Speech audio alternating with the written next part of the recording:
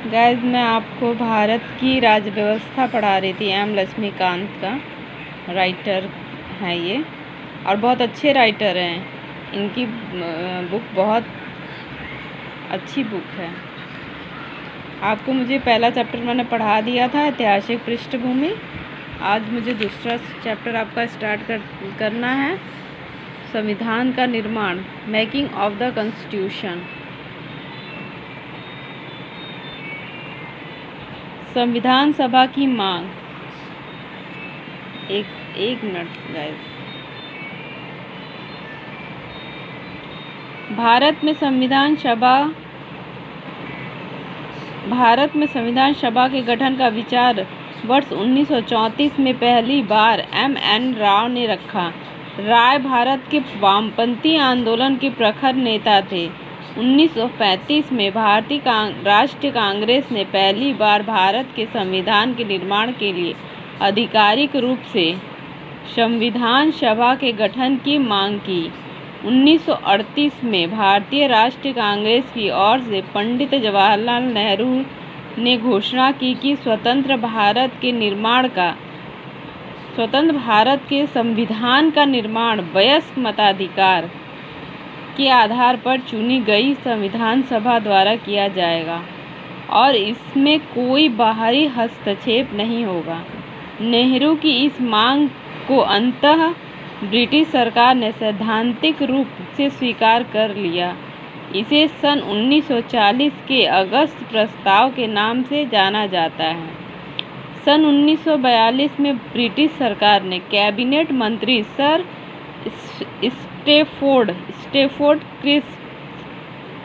Stafford Cripps द्वारा British मंत्रिमंडल के एक सदस्य एक स्वतंत्र संविधान के निर्माण के लिए ब्रिटिश सरकार के एक प्रारूप प्रस्ताव के साथ भारत आए।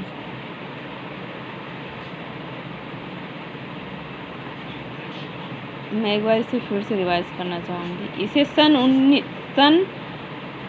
1940 के अगस्त प्रस्ताव के नाम से जाना जाता है।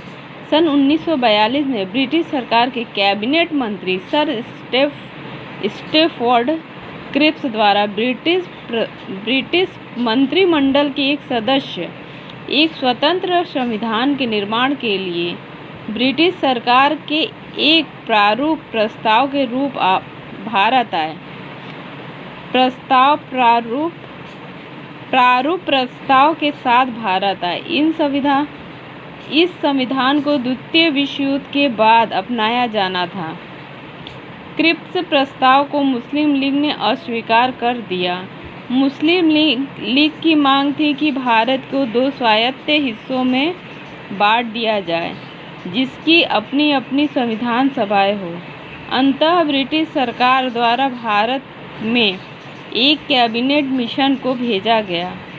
इस मिशन ने 2 संविधान सभाओं की मांग को ठुकरा दिया, लेकिन उसने ऐसी संविधान सभा के निर्माण की योजना सामने रखी जिसने मुस्लिम लीग को काफ़ी हद तक संतुष्ट कर दिया। संविधान सभा का गठन। कैबिनेट मिशन योजना द्वारा सुझाए गए प्रस्तावों के तहत नवंबर 1946 में संविधान सभा का गठन हुआ। योजना की विशेषता थी, पहला था, संविधान सभा की कुल सदस्य संख्या 389 होगी, 389 होनी थी। पहला इनका था कि विशेषताएं थी, संविधान सभा की कुल संख्या 389 होनी थी। इनमें से 296 सीटें ब्रिटिश भारत और 93 सीटें देशी रियासतों को आवंटित की जानी थी। ब्रिटिश भारत को आवंटित की गई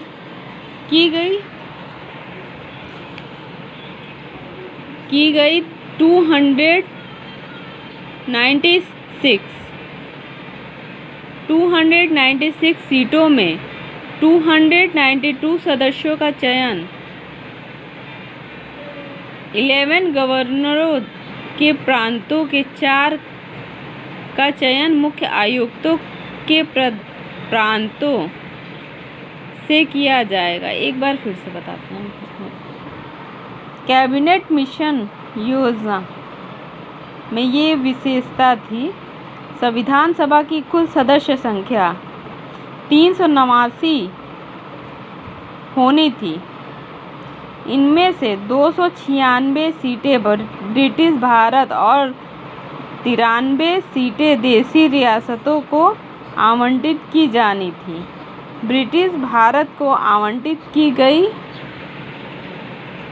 296 सीटों में से 292 सीटों का चयन 11 गवर्नरों के प्रांतों और 4 का चयन मुख्य आयुक्तों के प्रांतों प्रत्येक में से एक से किया जाना था।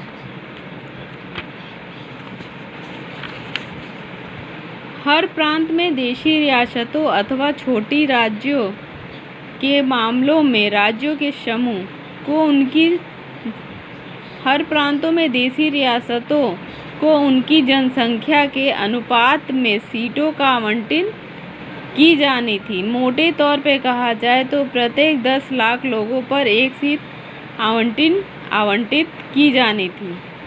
प्रत्येक ब्रिटिश प्रांत को आवंटित की गई सीटों का निर्धारण 3 प्रमुख समुदायों के बीच उनकी जनसंख्या के अनुपात में किया जाना था।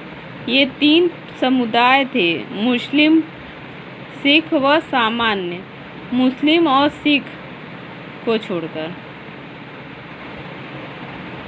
प्रत्येक समुदाय के प्रतिनिधियों का चुनाव प्रांतीय असेंबली में उस समुदाय के सदस्यों द्वारा किया जाना था और एकल संक्रमणीय मत के माध्यम से समानुपातिक प्रतिनिधित्व तरीके से मतदान किया जाना था। देशी रियासतों के प्रतिनिधियों का चयन रियासतों के प्रमुख द्वारा किया जाना था। अंततः यह स्पष्ट था कि संविधान सभा आंशिक रूप से चुनी हुई और आंशिक रूप से नामांकित निकाय थी। इसके अलावा सदस्यों का चयन अप्रत्यक्ष रूप से प्रांतीय व्यवस्थापिका के सदस्यों द्वारा किया जाना था, जिनका चुनाव एक सीमित मताधिकार के आधार पर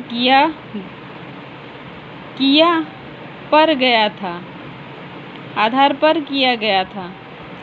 संविधान सभा के लिए चुनाव जुलाई से अगस्त 1946 में हुआ। ब्रिटिश भारत के लिए आवंटित सीटें 296 सीटों हेतु।